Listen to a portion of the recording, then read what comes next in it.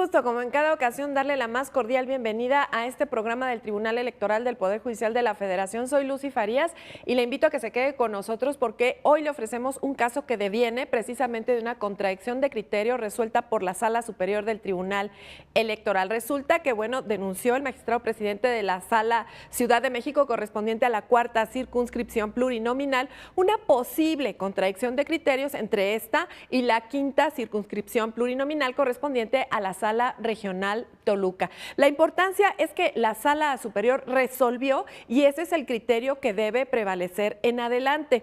Y también es importante determinar cómo a partir de una contradicción de criterios surge jurisprudencia. Todo esto y mucho más vamos a conocer en este programa en el que Pedro Lara y Malo recibe a Hugo Gutiérrez Hernández Rojas, quien es especialista electoral, y también recibe a Rodrigo Sánchez Gracia, quien es secretario de Estudio y Cuenta de la ponencia del magistrado Reyes Rodríguez Mondragón, ponente de este caso interesante que hoy le ofrecemos aquí en las sentencias a debate. Recuerde que la actual integración de la Sala Superior tiene un compromiso muy importante, muy fuerte con la justicia abierta y este programa es un ejemplo de justicia abierta. Quédese con nosotros, soy Lucy Farías. ¿Nos acompaña?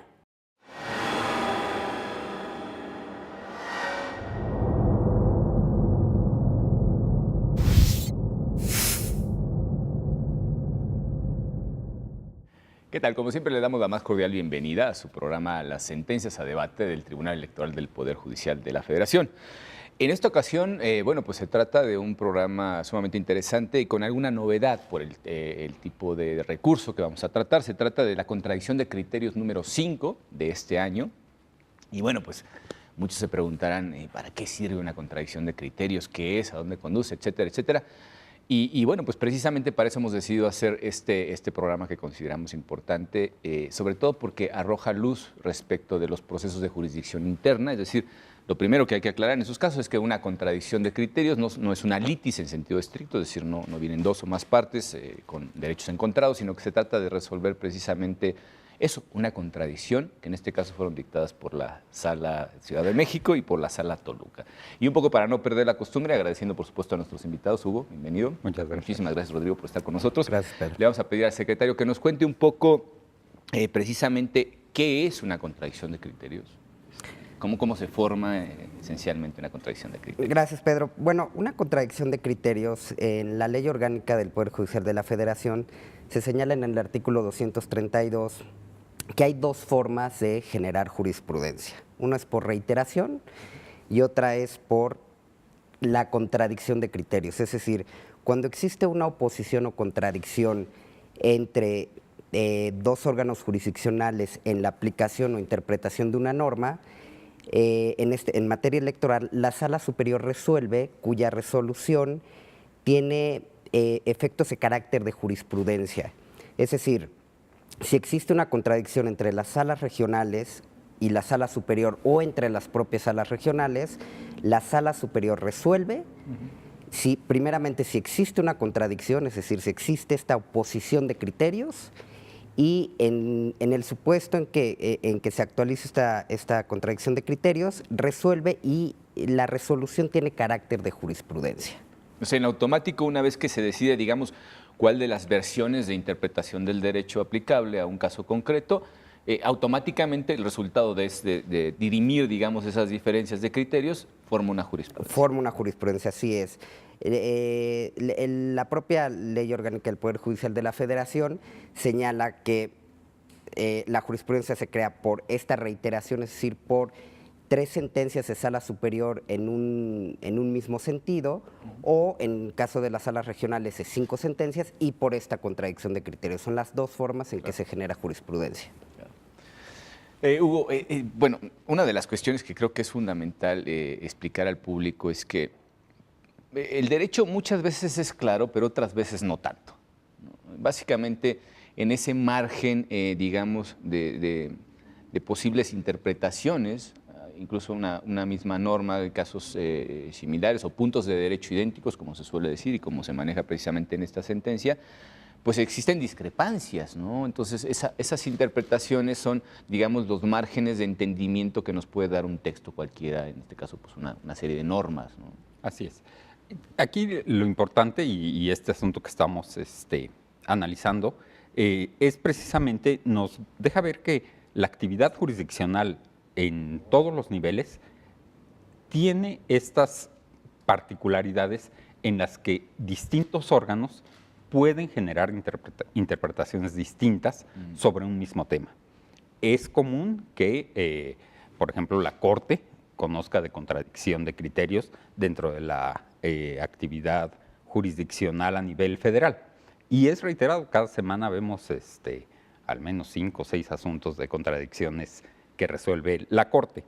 En materia electoral son pocas las contradicciones que existen, pero es evidentemente otra de las formas en las que nace la jurisprudencia, como bien dice Rodrigo, y que resuelven al final una interpretación, una forma de juzgar, y de aquí en adelante, pues bueno, todos los jueces están obligados a seguir ese criterio que ya resolvió la Sala Superior. Claro, digamos que la Sala Superior dicta la directriz final que se va a tomar en el caso de encontrarnos frente a escenarios jurídicamente similares, ¿no? Así es. Una de las cuestiones es que mucha gente piensa que el actuar de los jueces es casi mecanizado, ¿no? Es decir, nos dan una norma, el juez automáticamente sabe cómo aplicar esa norma al caso concreto y pues emite su fallo, ¿no? Y yo creo que nada más lejos de la verdad. Ojalá fuera tan sencillo el derecho como para poder resolver de forma mecánica. De hecho, si fuera así, pues podríamos prescindir perfectamente de los jueces, ¿no? Si ponemos una maquinita, la programamos para que a tal pregunta obtengas tal respuesta y en automático pues se resuelven los litigios, ¿no? Pero yo creo que es muchísimo más complicado, primero porque digo, la normativa es, o da pie más bien a fenómenos complejos de interpretación.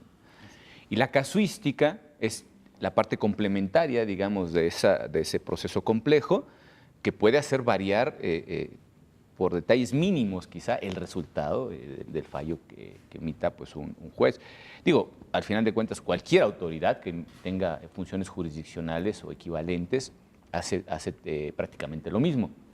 Y en el caso de los jueces, pues además tienen, digamos, la carga de enderezar las interpretaciones de tal manera que sean pues, lo más coherentes precisamente con los criterios en conjunto que puede sostener un órgano jurisdiccional. En este caso, la Sala Superior, que digamos es el órgano terminal, la máxima autoridad en materia electoral, pues recogería esas variantes y finalmente pues decidiría cuál prevalece. En este caso concreto, Rodrigo, tenemos, ya se adelantó de alguna manera sucinta, tenemos por un lado dos recursos de apelación emitidos por la Sala Ciudad de México, la Sala Regional Ciudad de México, y por el otro lado tenemos un recurso de apelación emitido por la Sala Regional Toluca. El procedimiento para iniciar pues el hecho de dirimir, digamos, esas diferencias de criterios y decidir cuál prevalece, entiendo que se produce mediante la denuncia que haga precisamente alguna de las salas a través de su presidente. En este caso, entiendo que la sala denunciante es precisamente la Sala Ciudad de México. Así es, Pedro. El presidente de la Sala Regional Ciudad de México nos plantea a la Sala Superior esta contradicción de criterios, como bien lo dices, entre dos recursos de apelación de la Sala Ciudad de México, el 8 y el 10, y un recurso de apelación de la Sala Regional Toluca, que es el recurso de apelación 7, en el cual resuelven, digamos, hay una aplicación de la norma de manera diferenciada. ¿A qué me refiero? La Sala Regional Ciudad de México, bueno, me voy al antecedente. El antecedente es que el Consejo General del Instituto Nacional Electoral resuelve los informes anuales y dentro de estos informes anuales detecta gastos que tenían que haber sido reportados en los informes de campaña. Entonces, el instituto, al detectar esto, decide sancionar, imponer una sanción por la falta del reporte de estos gastos. ¿Y cómo resuelve Sala Ciudad de México? Sala Ciudad de México confirma la sanción impuesta por el Consejo General del Instituto Nacional Electoral, diciendo que más allá de que se está fiscalizando un informe anual, no hay ninguna imposibilidad para la autoridad administrativa de sancionar una conducta detectada dentro de los informes de campaña. En cambio, Sala Toluca resuelve de una manera distinta. Dice que solamente se pueden fiscalizar en el informe anual los gastos ordinarios, no los gastos de campaña, solamente los gastos ordinarios. No deja sin sanción o no impone, digamos, un criterio la Sala Regional Toluca para dejar sin sanción. Simple y sencillamente señala que no es la vía, que la vía es abrir un procedimiento oficioso y seguir las formalidades esenciales del procedimiento y resolver si existe una irregularidad y en su caso sancionarla, pero no es por la vía del informe anual, sino por la vía de un procedimiento oficioso distinto a la Ciudad de México, repito, que la Sala Ciudad de México dice sí lo puede sancionar en el marco del procedimiento de informes anuales. O sea, básicamente lo que sostiene la Sala Ciudad de México es que si se encuentran irregularidades en ese proceso, no importa que corresponda a otra etapa de fiscalización diferente, sí tiene la posibilidad de sancionar la autoridad administrativa. Así es. ¿No? Yo creo que esto es muy importante también recalcarlo, sobre todo para nuestro público, porque el proceso de fiscalización no se hace de golpe. Digo, existen los informes ya consolidados, pero se tiene también la obligación por parte de los partidos políticos, por ejemplo, de informar trimestralmente de los gastos, ¿no? De ir cerrando cuentas de cada una de las diferentes etapas cuando hay proceso electoral y si no, pues de todas formas de los gastos ordinarios. En fin, este proceso finalmente va concatenado a partir pues de las reformas de 2007 y de alguna manera pues estamos todavía viendo si funciona o no. El proceso de fiscalización en tiempo real, que se llama, que es otra de las bondades del legislador para poder tener mayor control, sobre todo del gasto público y proteger valores jurídicos como la equidad, por ejemplo, en la contienda, ¿no? Pero sí es un proceso muy complejo tanto de gasto como de fiscalización de los gastos. Entonces, ¿cómo se organizan esas diferentes etapas de tal forma que precisamente nos encontramos con, pues, de acuerdo a la interpretación, digamos, de Sala Toluca, podríamos decir, con compartimentos estancos de cada una de las etapas de la fiscalización? Pero ¿cómo se construye precisamente todo ese proceso y cómo la autoridad está vigilante del gasto de los dineros, ¿no? Esta parte es muy importante y resaltar la complejidad que tiene estos procesos de fiscalización, como bien dices. Recordemos que los partidos políticos reciben dos tipos de financiamientos. El financiamiento, bueno, en general los podemos dividir en dos. Para gastos ordinarios, anuales, que es decir, para el sostenimiento de sus actividades comunes, sueldos, sus oficinas, mantener sus... Y este financiamiento de gastos ordinarios se repite anualmente. Las reglas son un informe trimestral de avances del gasto, es decir, cada 3 meses están informando al Instituto Nacional Electoral, la unidad de fiscalización, el ejercicio de este gasto. Y en procesos electorales tienen un financiamiento adicional para gastos de campaña. Y vaya que es un financiamiento adicional. Justo estamos ahorita en una etapa en la que la sociedad se está volcando nuevamente a reclamar las cantidades de dinero exorbitantes que se les han entregado a los partidos políticos. Justamente creo que para campañas pues estamos en el tope histórico, ¿no? Así es, así es. O sea que la reforma que pensaba atajar el flujo de dinero público o por lo menos limitarlo y dar ciertos topes o ciertos techos, ¿no? Era lógico. La variable de cálculo que estableció la Constitución es el número de ciudadanos inscritos en el padrón electoral, en la lista nominal, y en base a ese se calcula un porcentaje que se divide entre los partidos políticos con derecho a recibir financiamiento. Yo no sé si el número de votantes está aumentando exponencialmente, pero es evidente que va a ir en aumento el número de votantes, es un padrón creciente y pues el financiamiento siempre va a ser en esa forma creciente. Esto complica, y bueno, otra de los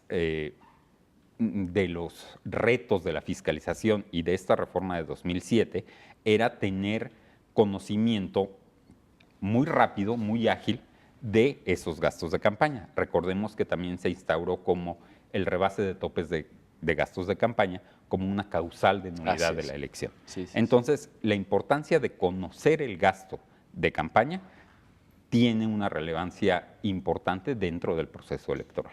Claro, y ahora que sabemos precisamente que la fiscalización sobre la marcha no es un proceso sencillo, ni mucho menos, la presión que existe sobre las autoridades tiene mucho que ver precisamente con la posibilidad de anular elecciones en el caso de que se rebasen los topes de gastos de campaña. Y para eso, pues, evidentemente hay que por lo menos terminar parcialmente la fiscalización para determinar si efectivamente en cada uno de los procesos electorales se rebasaron o no los topes, ¿no? Y esto al final de cuentas también me hace pensar en que efectivamente, y desde una interpretación teleológica, las reformas correspondientes pues tenían la finalidad de reducir no solamente la brecha entre unas fuerzas políticas, en este caso también candidatos independientes ya u otros, sino pues tratar de reducir un poco la carga hacia el erario público, ¿no? Y bueno, pues vemos que por el crecimiento del padrón, por múltiples razones, finalmente no conseguimos reducir el gasto público destinado a los partidos políticos. Y eso me hace pensar que, bueno, si no se puede reducir, si al final de cuentas la autoridad administrativa ha determinado, por ejemplo, en el caso de este proceso electoral que recién ha comenzado, subir la cantidad de dinero para repartir entre las diferentes fuerzas políticas, candidatos, en fin, pues debe de haber un control también muchísimo más efectivo, ¿no? Estamos hablando de dinero público, es el gasto del dinero de los contribuyentes, el cual debe ser fiscalizado por muchísimas razones. Digo, tenemos principios constitucionales y convencionales de transparencia, lo que llaman en Estados Unidos el accountability, que es la rendición de cuentas, como cómo se gasta el dinero, en fin, diferentes medios de control cuyo objetivo, creo yo, en esa interpretación, en ese entendimiento teleológico, pretende disminuir de alguna manera el gasto público, cosa que, bueno, pues finalmente no hemos conseguido. Bueno, pues como siempre tenemos que irnos a corte y si nos permiten vamos a ir a nuestra primera pausa. Volvemos con ustedes en un momento. Muchas gracias.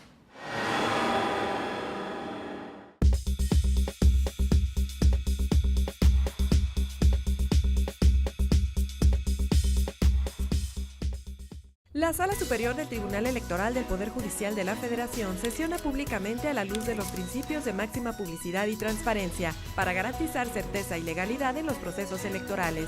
Acompáñenos cada semana en directo desde el Pleno de la Sala Superior para conocer las resoluciones de las y los magistrados del máximo órgano de justicia electoral en nuestro país. Sesión pública de resolución de la Sala Superior del Tribunal Electoral. Sesiones públicas semanales.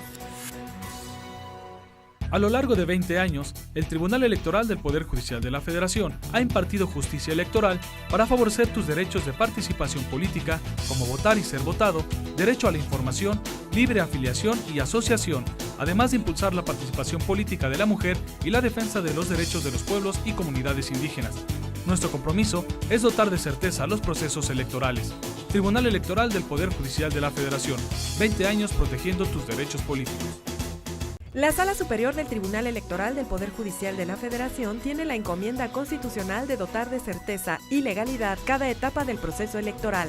Acompáñenos semanalmente en la sesión pública de resolución de la Sala Superior y conozca las decisiones que garantizan la voluntad ciudadana y nuestra democracia. Sesión pública de resolución de la Sala Superior del Tribunal Electoral. Sesiones públicas semanales.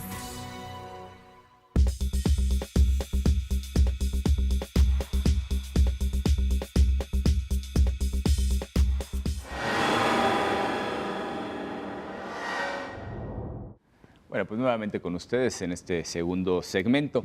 Y bueno, pues les recordamos que hablábamos sobre la contradicción de criterios número 5 de este año y consideramos que ese tipo de procesos de jurisdicción interna, cuando no existe una litis entre partes enfrentadas y resuelve el tribunal, son también fundamentales para de alguna manera delinear claramente cuáles son pues los criterios a seguir, precisamente generados por este tribunal y sus salas, resuelto, por supuesto, por la Sala Superior como máxima autoridad. Y bueno, pues volviendo otra vez al tema específico que nos trae en esta ocasión al programa, decíamos que había dos posturas encontradas. ¿Cuáles son las características, digamos, más técnicas desde el punto de vista del derecho en el que podemos determinar que sí efectivamente se está frente a una contradicción de criterios. Porque hay casos en los que se puede plantear, entiendo, se denuncia esa contradicción y puede no ser tal por las diferencias que pudieran ser en cada caso. Decir, no, mira, el margen en este caso de interpretación fue por esto, y la decisión tomada varió en función de esas características particulares. Pero ¿cuáles son, digamos, esos requisitos entre lo fáctico y lo jurídico que deben de cumplirse para que efectivamente se pueda determinar que existe una contradicción de criterios? Digamos, a ver, la Sala Superior hace un análisis cuando se le plantea una contradicción de criterios. La Sala Superior hace un análisis sobre ya sea una aplicación o una interpretación de la norma. Recordemos que una interpretación se genera cuando existe dentro de la norma un problema ya sea lingüístico, valorativo o lógico, y es cuando se actualiza la interpretación de esta norma. La Sala Superior, insisto, hace este análisis sobre esta aplicación o interpretación más allá de que existan o no diferencias fácticas. En el caso de la contradicción de criterios 5 de este año, si bien existían diferencias fácticas, es decir, se trataba de partidos distintos, se resolvieron, digamos, informes en entidades distintas, pero sí existe una identidad en la aplicación de la norma, en el cual existen posturas que la Sala Superior tiene que analizar si hay una contradicción en esta interpretación o aplicación de la norma o una contraposición, una contradicción en estos dos criterios.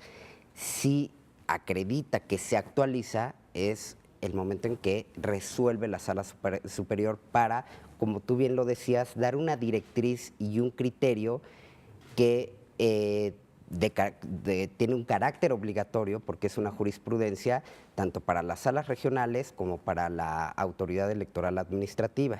Entonces, sí, la Sala Superior hace este análisis sobre esta aplicación o interpretación de la norma. Claro, digamos que las particularidades del caso pasan a segundo plano frente a la interpretación de la norma digamos, en el género concreto de estos casos, ¿no? Porque ya decimos, está el género y la especie, por diferenciar de alguna manera los niveles en los que estamos tratando el caso. Y esto me lleva a una cuestión, lo que ha dicho Rodrigo me parece que es fundamental, y es el hecho de que estos procesos de jurisdicción interna abonan a la certeza jurídica. Porque claro, tenemos dos autoridades, digamos, de la misma jerarquía, ¿no? Dos salas regionales, que están resolviendo de manera distinta casos en los que la aplicación se considera pues, equiparable una con la otra, ¿no? Y sin embargo, los fallos van en sentidos diversos, ¿no? Esa divergencia precisamente en la interpretación y aplicación de la norma es lo que nos da pie a que se tenga que recurrir a la autoridad inmediata superior, en este caso podríamos decir al ADWEM, para poder dirimir la contradicción en todo caso. Y eso abona, al final de cuentas, al entendimiento de cuál es el criterio que debe prevalecer, porque muchas veces nos encontramos con falta de certeza respecto de cómo va a fallar. Digo, siempre en una litis, por supuesto, hay la posibilidad de que salga en un sentido u otro por diversas razones. Decíamos, es un proceso complejo, ¿no? Si fuera tan mecánico, pues podríamos tener una previsión mucho más exacta. Pero en general tenemos por lo menos una expectativa jurídica, por llamarlo de alguna manera, de que las cosas se resuelvan en un sentido. Sí conocemos, evidentemente, cuáles son los criterios que sustentan precisamente el razonamiento del juez frente a un tipo de casos como estos. Entonces, creo que abonan precisamente al entendimiento de cuál puede ser el criterio de una autoridad, ¿no? Sí, y lo importante es resaltar cómo está construida la resolución. La resolución, al final, dirime dos cuestiones. Es decir, si existe la contradicción de criterios, es lo primero que tiene que acreditar. Si en verdad lo que denunció, en este caso la Sala Ciudad de México, es una contradicción de criterios. Una vez que decide que sí hay una contradicción, porque hay una identidad de informes de gastos anuales con gastos reportados de campaña en informes anuales y una resolución que sí autorizó sancionar en ese momento al partido político y otra que no. Entonces, primero, determina que sí existe la contradicción y a partir de esa dice cuál interpretación debe subsistir. Es decir, resuelve esa misma es lo que en una sentencia normal sería la procedencia del recurso, ¿no? Sí existe la contradicción y después determina cuál de las dos posiciones es la que debe de prevalecer, formando la jurisprudencia que se vuelve obligatoria. Claro. Y en este caso, al final de cuentas, si el proceso implica que esa resolución de contradicciones, determinar cuál es la que prevalece, se convierte automáticamente en jurisprudencia, pues se le está dando precisamente el máximo valor que pudiera tener como precedente dictado por esta integración en la sala superior. Y bueno, pues ya nos había adelantado Rodrigo precisamente que otra de las formas de conformar la jurisprudencia es a través de la reiteración de los criterios, en el caso 3 ejecutorias en un mismo sentido, ¿no? En el caso, por ejemplo, de la jurisprudencia de la Corte, creo que se forma con 5. O sea, cada órgano jurisdiccional finalmente tiene las reglas para poder conformar su propia jurisprudencia, ¿no? Y pensando precisamente en ese ámbito quizá más amplio y en los criterios que ha desarrollado la Suprema Corte de Justicia de la Nación, tenemos, por ejemplo, la analogía equiparable a lo que sucede aquí, que es la contradicción entre salas, ¿no? Porque está también la contradicción, por ejemplo, de los criterios que emiten los tribunales de circuito, los colegiados, que también deben de ser resueltas por la Corte. Pero incluso puede haber contradicción entre salas de la misma Corte, ¿no? Que sería, digamos, el fenómeno equiparable a las salas regionales de este tribunal y cómo finalmente, como en el caso de la Suprema Corte resuelve el Pleno, pues aquí resuelve la Sala Superior como precisamente la máxima autoridad del órgano jurisdiccional. La cuestión particularmente hablando, se alegan omisiones que fueron encontradas en un proceso de fiscalización posterior, digamos, ¿no? Y entiendo que lo que se determinó básicamente es que había existido un beneficio, se había generado a través de la conducta detectada y las erogaciones correspondientes, un beneficio que incidía precisamente en la etapa de campaña, ¿no? Entonces, es como, yo estoy revisando el libro de cuentas 2 y aparece una referencia al libro de cuentas 1 y dice, oye, esto no me cuadra con aquí, o no estaba incluido este concepto, ¿no? Entonces, esa labor de fiscalización que es permanente, pues puede dar pie a muchas situaciones en las que haya un desfase, digamos, temporal de las etapas a fiscalizar. Creo que eso es un fenómeno bastante común dentro de la labor fiscalizadora de la autoridad administrativa. Entonces, creo que la importancia precisamente de dar certeza jurídica en este tipo de casos, pues es porque es un fenómeno bastante común.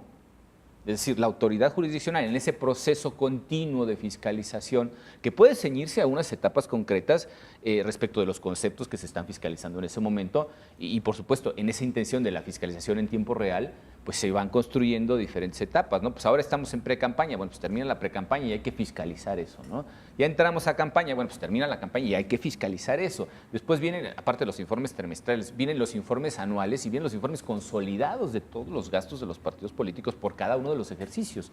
Entonces, si lo pensamos con claridad, la autoridad administrativa, en este caso el Instituto Nacional Electoral a través de su Consejo General, pues no deja en ningún momento de estar pendiente de cómo y en qué se gasta el dinero que los contribuyentes han puesto a disposición de los partidos políticos, ¿no? De tal suerte que nos vamos a encontrar seguramente con que muchas de estas irregularidades aparecen fuera de las etapas que formalmente deberían de ser fiscalizadas, ¿cierto? ¿No? Entonces, ¿cuál es el razonamiento respecto a esto? ¿Cuál es el caso concreto en el que se determina, en este caso, que ese gasto particularmente incide en la campaña pues, a favor del candidato, en este caso del Partido Encuentro Social? Tenemos el caso de Morelos y tenemos el caso de Hidalgo, ¿no? Que fueron los tratados por la Sala Ciudad de México y por la Sala Toluca, respectivamente. En esos casos, al final de cuentas, ¿cómo podemos entender precisamente la manera en la que se llega fuera de etapa pues, a encontrar información que tiene que ser de todas formas fiscalizada, ¿no? Mira, Pedro, yo creo que se han tocado puntos importantes. El primero es, efectivamente, a raíz de la reforma, y este punto lo tocaba Hugo, es la fiscalización se quiere hacer más expedita. Anteriormente, recuerdo que los informes de campaña se resolvían unos 9 meses después, 10 meses después de la jornada electoral. Y ahora se están resolviendo un mes después de la jornada electoral. Entonces, y otro punto importante que tocaba Hugo es que también la reforma constitucional de 2014 establece como causal de nulidad el rebase de topes de campaña si es más el 5%, y hay una diferencia entre el primer y el segundo lugar del menor del 5%. En ese caso es muy importante para la autoridad electoral, para los ciudadanos, generar y dar, digamos, validez a los principios que están atrás de la fiscalización, que es la transparencia, la rendición de cuentas, la certeza. Y si es detectado un gasto de campaña que no fue reportado en el informe anual, la Sala Superior determinó, bueno, no tienes ninguna imposibilidad jurídica porque las facultades de fiscalización son amplias para que tú puedas sancionarla. En este caso, en los casos en concreto, en los recursos de apelación, efectivamente se encuentran gastos que son de campaña propiamente y que son reportados en el informe anual, y si no son reportados, son detectados por la autoridad administrativa, pero ya sea en un caso o en otro, es decir, si fueron reportados o fueron detectados por la autoridad administrativa, lo que se necesita es que los partidos políticos reporten la totalidad de sus ingresos y egresos en los informes de campaña, y si digamos, son detectados por la autoridad posteriormente, no existe imposibilidad para la autoridad, y creo que es una buena resolución de la Sala Superior, que la autoridad administrativa no se encuentre imposibilitada para sancionar estos gastos. Claro, porque además se trata de una labor de conjunto, ¿no? Es decir, es la única autoridad que fiscaliza los gastos, ¿no? Al final de cuentas, el Instituto Nacional Electoral. Y en ese monopolio, por llamarlo de alguna manera, y lo digo en mejor sentido, ese monopolio de la fiscalización, pues conlleva aún en diferentes etapas, pues a una vigilancia global. Es decir, no podemos separar, digamos, los gastos de campaña de los gastos ordinarios, no por el hecho de que no estén etiquetados esas partidas desde el principio, sino por el hecho de que pues, en realidad lo que se vigila es todo el proceso de gasto que llevan a cabo los partidos políticos, dentro y fuera de procesos electorales, ¿no?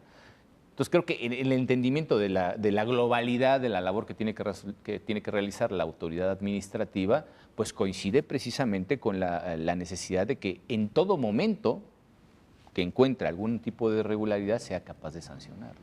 Aquí lo importante, y quisiera retomar un poco con lo que empezó Rodrigo, es decir, la Sala Toluca nunca dejó impune el hecho de no haber reportado el gasto dentro del informe que correspondía. La Sala Toluca sostuvo que sí era sancionable, pero por otra vía.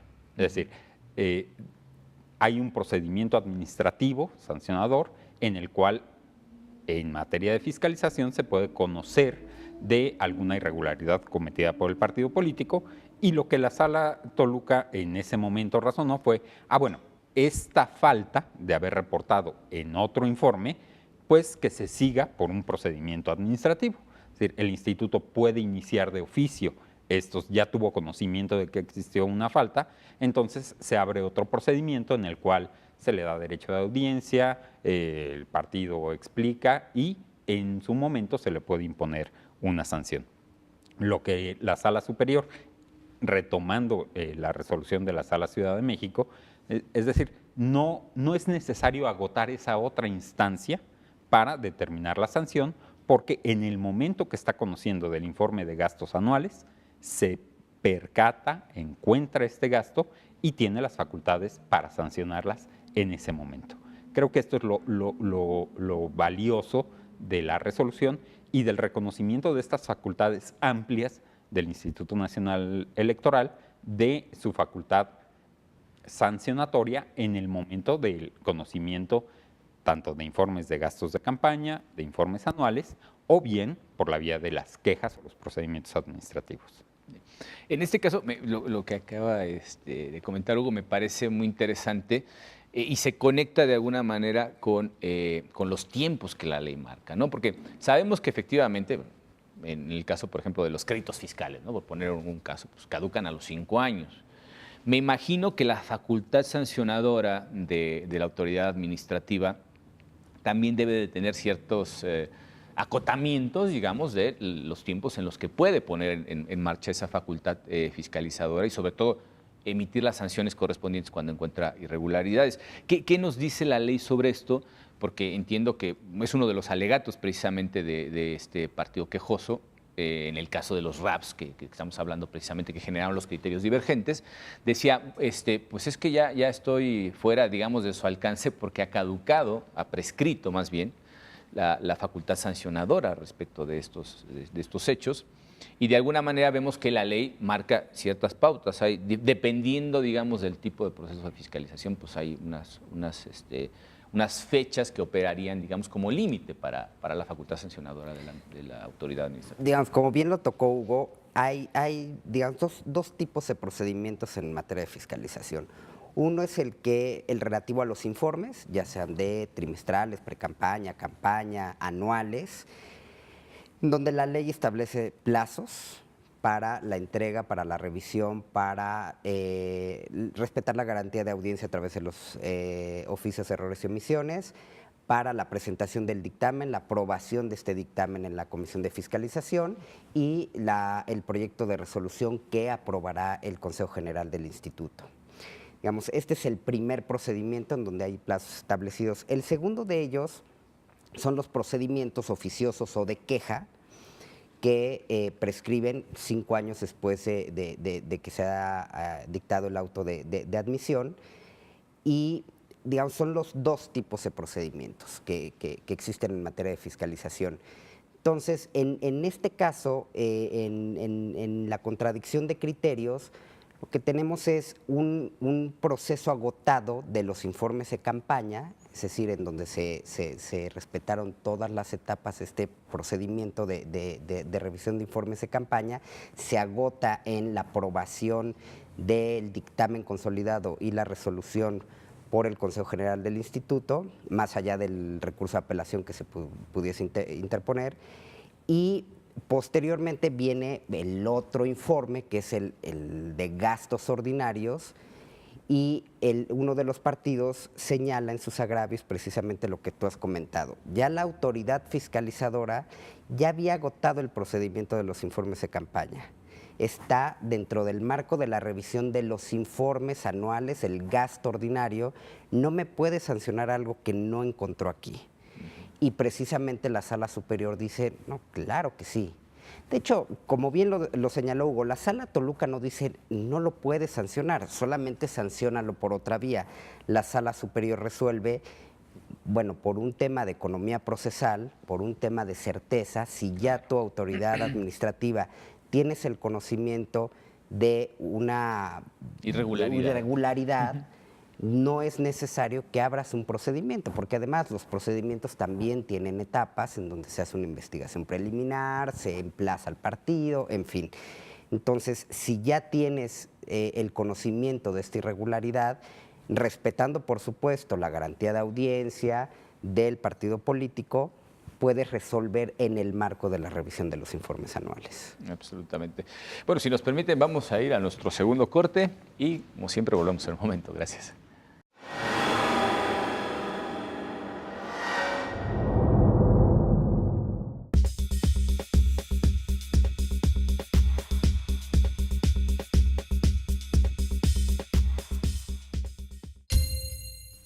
La Defensoría Electoral para Pueblos y Comunidades Indígenas del Tribunal Electoral del Poder Judicial de la Federación ofrece gratuitamente servicios de defensa y asesoría para garantizar tus derechos político-electorales, tutelando la participación de mujeres y hombres indígenas en condiciones de igualdad jurídica, para elegir órganos de autoridad, conforme a tus propios sistemas normativos internos. 20 años protegiendo tus derechos políticos. El Tribunal Electoral del Poder Judicial de la Federación cuenta con 7 centros de documentación especializados en materia jurídica y político-electoral que proporcionan servicio directo y gratuito de información y consulta al público en general. Los centros de documentación del Tribunal Electoral del Poder Judicial de la Federación se ubican uno en la Sala Superior y respectivamente en las salas regionales. Para mayor información, escríbenos sendoc@te.gov.mx.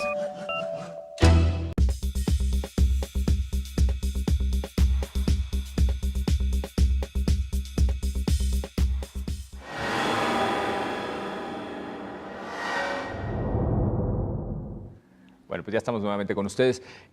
Una de las cuestiones que me parece que derivan de todo esto que hemos estado platicando a lo largo de nuestro programa, tiene que ver también con el entendimiento de todas las facultades que finalmente tiene el Instituto Nacional Electoral y que no pueden ser entendidas de una manera fragmentada, ¿no?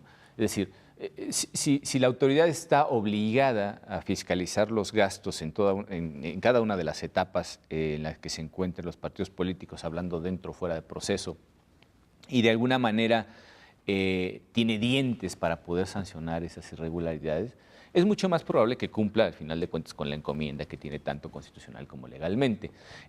A la hora de emitir ciertos criterios, podemos, en lugar de estar potenciando esas facultades, podemos estarlas limitando, o, como en el caso del razonamiento de la Sala Toluca, podemos estar haciendo más complejo el proceso al cual se tienen que sujetar estos informes para poder dirimir si efectivamente hay irregularidades o no, ¿no?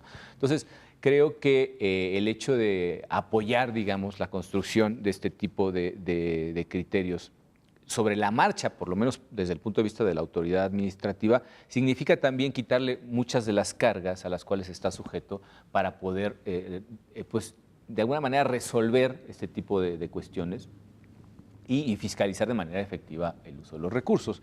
De tal suerte que cuando la autoridad se encuentra, por ejemplo, obligada por una sentencia emitida por la Sala Superior para reponer un procedimiento, en este caso, como de alguna manera se infiere de la sentencia de Sala Toluca, es volver otra vez a poner en marcha todo el proceso de fiscalización y simplemente cambiar, digamos, la manera en la que se está haciendo, porque entiendo que también en estas sanciones se respetan las garantías procesales, es decir, no es que, mira, encontré esta irregularidad y pumba, ¿no? Sino también se le notifica al partido, se le dice, oye, pues encontramos esta irregularidad, te vamos a sancionar con tanto, dime si tienes algo con que finalmente excusarte o de alguna manera reducir la sanción que te estoy imponiendo, ¿no? Entonces, todo está perfectamente atado. Es una maquinaria casi de relojería, diríamos nosotros, ¿no? Aquí lo importante de destacar es que hay un cierto reconocimiento implícito de que el procedimiento de fiscalización es en realidad un procedimiento que garantiza un derecho de audiencia, que si deriva en una sanción, se agotaron el procedimiento dentro de la revisión de gastos de los informes que garantizan que la resolución o la sanción que termina imponiendo la autoridad electoral tuvo un derecho o fue seguido dentro de un procedimiento. Okay. Hay etapas, como también se mencionaba, de notificación de informes de errores, los oficios, se reciben los comentarios de los partidos políticos y a partir de eso la autoridad determina si existió o no existió una falta. Es decir, se garantiza un derecho de audiencia, el cual reconoce que la sanción que se determinó en un momento fue legal y fue impuesta con las atribuciones con las que cuenta el instituto, ¿no? Conforme a derecho, como podemos decir nosotros. Sí, eso es una cuestión realmente muy interesante también porque ahora, gracias precisamente a este tipo de sentencias, concretamente la contradicción de criterio número 5, tanto los partidos políticos en su obligación de presentar los informes, de rendir cuentas en términos generales, ahora saben que también el hecho de omitir, por ejemplo, alguna información o que la autoridad fiscalizadora no la haya encontrado dentro de la etapa correspondiente de fiscalización, no significa bajo ningún concepto, y eso además creo que se razona de manera prístina, totalmente clara y transparente en la sentencia, y se dice, pues es que tú no puedes beneficiarte de tu propio dolo, ¿no? Sí, es correcto. De hecho, yo creo que tocas un punto muy importante y es esta sensibilidad de la autoridad jurisdiccional, en concreto de la Sala Superior. Yo creo que esta integración ha demostrado en las últimas sentencias que tiene esta sensibilidad sobre la autoridad administrativa. Es decir, la autoridad administrativa, el Instituto Nacional Electoral, yo creo que sí tiene, digamos, dentro de sus amplias facultades. Lo cierto es que creo que hay que hacer procedimientos o hay que hacer interpretaciones o aplicaciones que hagan más expeditos y más sencillos todos los procedimientos para los partidos políticos, y más para claros los también, ciudadanos, ¿no? Sí. más claros. Entonces, es cierto, si ya existe dentro de la revisión, en el caso en concreto, una detección de un gasto no reportado de campaña, ¿para qué abrir un procedimiento? ¿Para qué, digamos, desgastar a la autoridad administrativa? Y creo que esta sentencia es un claro ejemplo de la sensibilidad que tiene esta integración de la Sala Superior ante la autoridad administrativa, es decir, que se hagan los procedimientos más claros, más sencillos y más transparentes. Por supuesto, sin lugar a dudas.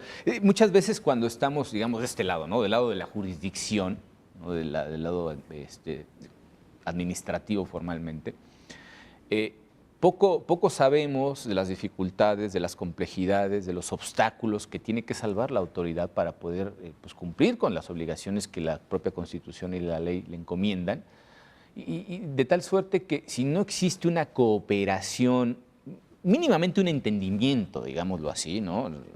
Vayámonos a los básicos, elementalísimos, un entendimiento respecto de las labores que realiza la autoridad paralela en el ámbito administrativo, en este caso, el aparato completo no acaba de funcionar. Es decir, uno pensaría que porque el hecho de que la Sala Superior resuelva finalmente frente a recursos interpuestos por las decisiones tomadas, por ejemplo, por el Consejo General del Instituto Nacional Electoral, a través del recurso de apelación, como es un caso, por ejemplo, pensamos que hay una especie como de pugna, realmente. No, o sea, nadie viene a enmendarle la plana a nadie, sino tratamos de que todo, al final de cuentas, sea un engranaje con coherencia y funcionalidad. De tal suerte que los objetivos, precisamente que las propias normas aplicables en cada caso obliguen a las autoridades, pues se cumplan de manera cabal y sobre todo efectiva, ¿no? Hemos hablado muchas veces de los derechos en papel mojado, pero pues de lo que se trata es de que sean cuestiones efectivas. Es simplemente la actividad jurisdiccional, es decir, él garantiza esta sala superior y bueno, la integración de salas y sala superior, la legalidad y la constitucionalidad de los actos del Instituto Nacional Electoral. Es lo que hace, revisar que los actos de la autoridad electoral se conduzcan con legalidad y apegados a la constitucionalidad. Aquí lo importante y también otra cosa de destacar del recurso, aunque no se señala, son las consecuencias jurídicas que tiene el rebase de el no reportar gastos de campaña en su momento. Conocemos y sabemos, por ejemplo, en estos casos, cuando se detecta un gasto que no fue reportado en campaña, una vez detectado, se suma a los topes de gastos de campaña. Claro, eso es fundamental, que tenía el partido político. Y sobre todo porque, bueno, ustedes saben, lo hemos hablado muchas veces en este programa, cuando se hace precisamente la reforma de 2014 y se incorpora la causal de nulidad de los rebases de topes, ya esta información ya empieza a tener un papel protagónico. Un papel ¿no? importante y que es necesario que se lleve a cabo esa contabilidad de esos topes de gastos de campaña, aunque ya hayan concluido las etapas de conocimiento del informe de campaña. Claro.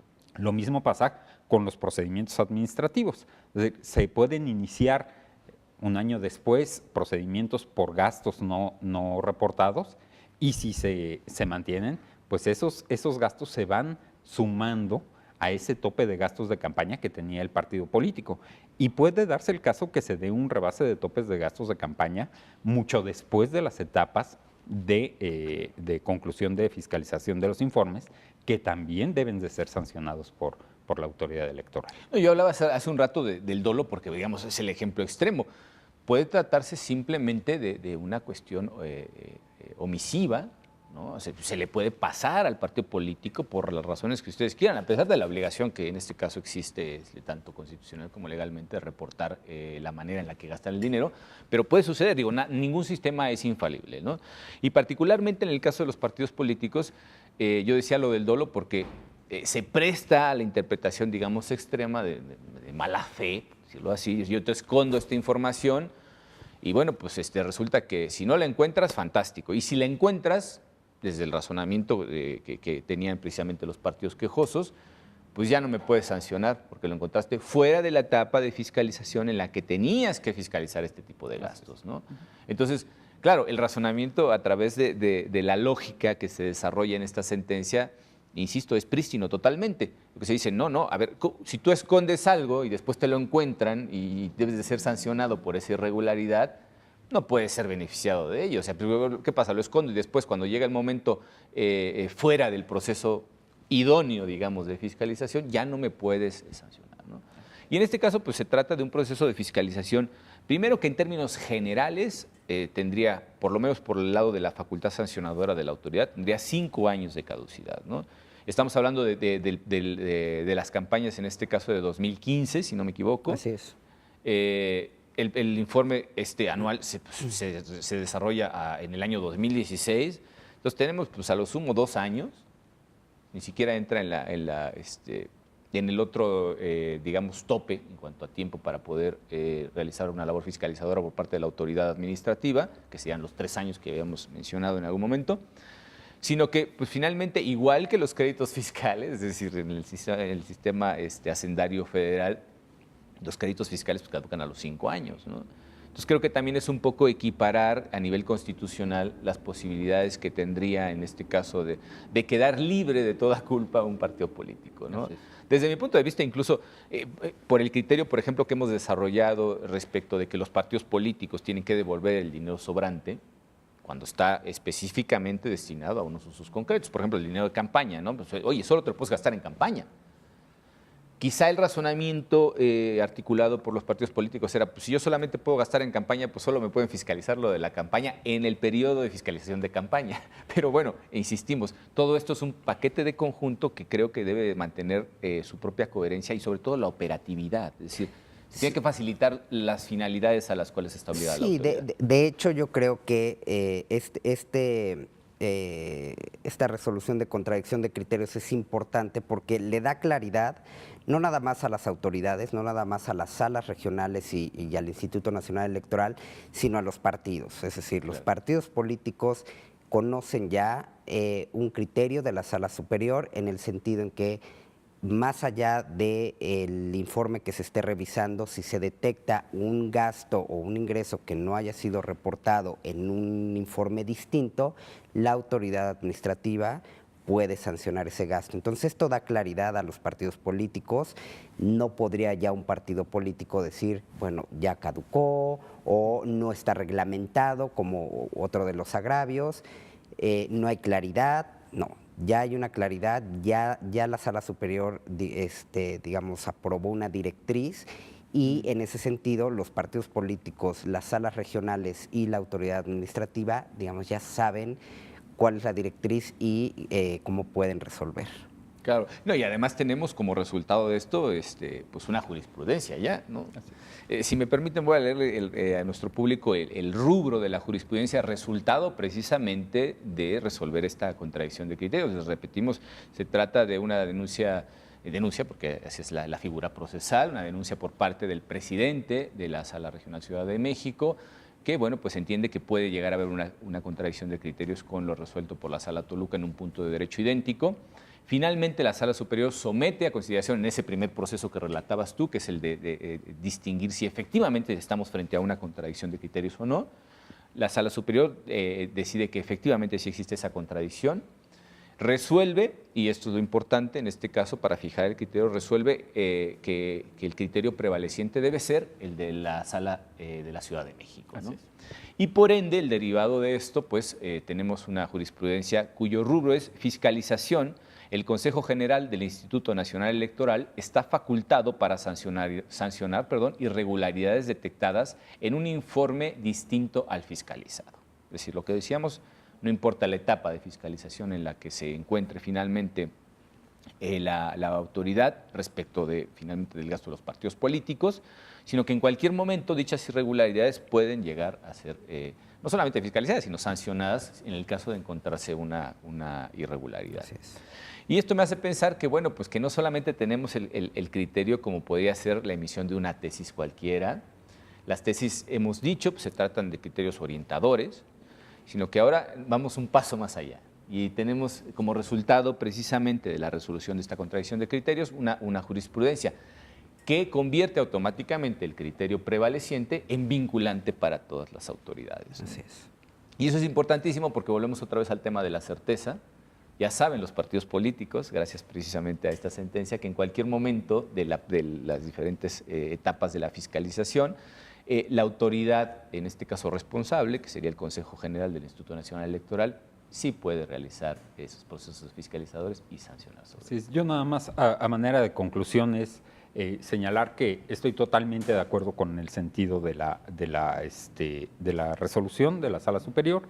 Creo que un sentido contrario podría haber provocado incentivos perversos a los partidos políticos, apostando a ocultar información, arriesgándose a que se pudiera encontrar después, pero prolongaría la aplicación de la sanción a 1 o 2 años, es decir, podía ser un incentivo en el que al partido político tal vez le convendría más esconder un gasto para que fuera encontrado 2 o 3 años después, a que sea fiscalizado y sancionado en el momento que se detecte. Como esas cápsulas del tiempo que luego traen sorpresas, ¿no?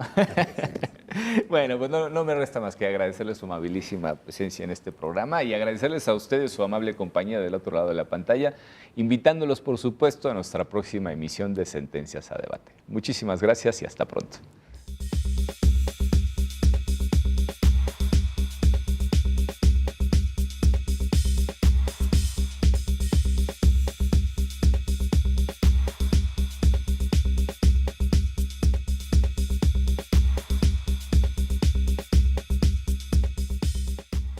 La protección de tus derechos político-electorales le corresponden al Tribunal Electoral del Poder Judicial de la Federación. Sus sentencias salvaguardan cada etapa del proceso electoral. Proteger tu decisión en la urna y resolver los conflictos electorales es precisamente la función primordial del Tribunal Electoral del Poder Judicial de la Federación.